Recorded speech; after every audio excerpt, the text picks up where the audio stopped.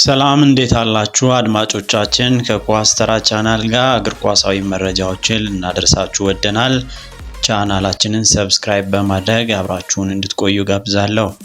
በቆይታችን የኔሽንስ ሊግ እና የተለያዩ የዝውውር ዜናዎችን እያነሳሳን አብረናችሁ እንቆያለን። ቻናላችንን ሰብስክራይብ እንዲሁም ላይክ፣ ኮሜንት መስጠትም ይቻላል። አብራችሁን ቆዩ። ከ7 ዓመት በፊት በ2018 55 ሀገራትን በማሳተፍ የተጀመረው ኔሽንስ ሊግ በዘንድሮ ዓመትም መደረጉን ቀጥሏል። በዚህ ዓመት ፖርቱጋልን ከስፔን ለፍጻሜ አድርሶ እሁድ ዋንጫ አሸናፊውን ይለያል። በውድድሩ ላይ ፖርቱጋል እንዲሁም ስፔን ይህንን ዋንጫ ማሸነፍ የቻሉ ሲሆን ፈረንሳይም የዚህን ዋንጫ ያሸነፈች ሌላኛው ሀገር ናት። በዚህ የውድድር ዘመን የክርስቲያኖ ሮናልዶ ሀገር ፖርቱጋል ጀርመንን 2-1 በሆነ ውጤት አሸንፋ ያለፈች ሲሆን የጁሊያን ናግሊስማን ጀርመን የተሻለ የማሸነፍ ቅድመ ግምት አግኝቶ የነበረ ሲሆን በፖርቱጋል ተረቶ ከፍጻሜው ተሰናብቷል።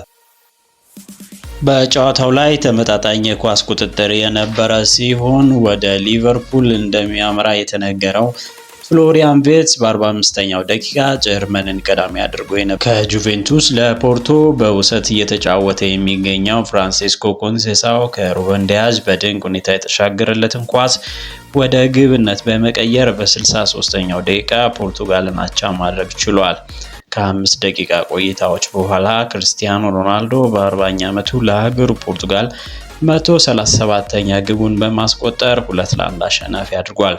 በጨዋታው ድንቅ አቋሙን ማሳየት የቻለው ክርስቲያኖ ሮናልዶ በዚህ ውጤት ለፍጻሜ ፖርቱጋልን አሳልፏል። ሁለተኛውን የፍጻሜ ተፋላሚ ለመለየት ስፔን እና ፍራንስ ጨዋታቸውን ያደረጉ ሲሆን የውድድር ዓመቱን የባላን ዲዮር አሸናፊ ለመለየት አቅማለው በተባለለት ጨዋታ ላሚን ያማልን ከኡስማን ደምበሌ አገናኝቶ ነበር። የሻምፒዮንስ ሊግ ዋንጫውን ያገኘው ዴምበሌ እንዲሁም በውድድር ዓመቱ ከባርሴሎና ጋር ዋንጫዎቹን ያሸነፈው የ17 ዓመት ታዳጊ ላሚን ያማል በዚህ ጨዋታ ከፍተኛ ግምት አግኝተው የነበረ ቢሆንም የላሚን ያማል ስፔን 5 ግቦችን በማግባት ፈረንሳይን አሸንፋለች። በጨዋታው 4 ግቦችን ማግባት የቻለው ፈረንሳይ ወደ ፍጻሜው ማለፍ ሳይችል ቀርቷል። የሉዊስ ዴላ ፎንቴው ስፔን ከረፍት በፊት በኒኮ ዊሊያምስ እንዲሁም ሚካኤል ሜሪኖ በ22ኛው እንዲሁም በ25ኛው ደቂቃ 2 ግቦችን በማግባት ወደ ረፍት ሲያመሩ ለእነዚህም ግቦች መገኘት የሪያል ሶሲዳዱ ድንቅ አጥቂ ሚካኤል ኦያርዛባል ሁለቱንም አሲስት አድርጓል። ከረፍት መልስ የሲ ሚላኑ ቲዮ ሄርናንዴዝ ላሚን ያማል ላይ ጥፋት በመስራቱ የዕለቱ ዳኛ እንግሊዛዊው ማይኬል ኦሊቨር ፔናልቲ የሰጡ ሲሆን ራሱ ላይ ተሰርቶ የተገኘውን ፔናልቲ ላሚን ያማል በግሩም ሁኔታ ማይክ መግነን መረብ ላይ በማሳረፍ የስፔንን መሪነት ወደ 3 ከፍ አድርጓል። ስፔን ፈጣን ማጥቃት እንዲሁም በተደጋጋሚ ወደ ግብ ይደርሱ የነበረ ሲሆን በኒኮ ዊሊያምስ እንዲሁም ኦያርዛባል እስከ አማካኙ ፔድሪ ዙቢሜንዲ እንዲሁም ሚካኤል ሜሪኖ አማካኝ ክፍል ላይ የተሻሉ የነበሩ ሲሆን በፈረንሳይ በኩል ኬሊያን ዴዘርዱዌ፣ ኦሊሴ እንዲሁም ዴምቤሌ ዝቅ ያለ እንቅስቃሴን አሳይተዋል።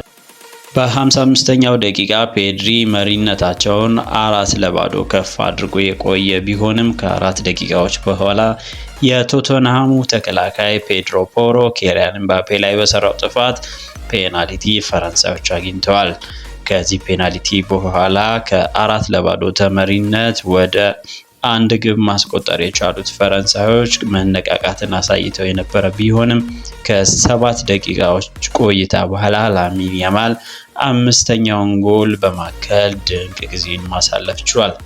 በጨዋታው መገባደጃ ደቂቃዎች ላይ ፈረንሳይ የተሻለ ጥረትን ያደረጉ ሲሆን ሚካኤል ኦሊሴን በ63ኛው ደቂቃ ተክቶ የገባው ሪያን ቼርኪ ጥሩ እንቅስቃሴን በማድረግ የፈረንሳይን 2ኛ ግብ አስቆጥሯል። በስፔኒሽ በኩል የቢልባኦ ዳኒ ቪቪያን ራሱ ላይ በማግባት ፈረንሳይ 3 ጎሎችን አግኝታለች።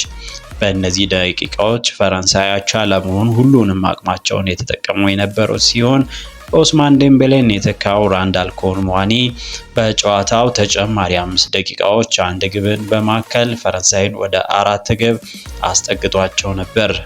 9 ግቦችን በጠቅላላ ባየንበት ጨዋታ ስፔን 5-4 ፈረንሳይን በማሸነፍ ወደ ፍጻሜው አልፋለች። በዚህም ውጤት ፖርቱጋል ከስፔን የፋይናል ጨዋታዎችን የሚያደርጉ ይሆናል። ከመረጃዎቹ ጋር ዳዊት ነበርኩኝ። የኳስ ተራ ዩቲዩብ ቻናልን ሰብስክራይብ በማድረግ አብራችሁ እንድትቆዩ ጋብዛለሁ።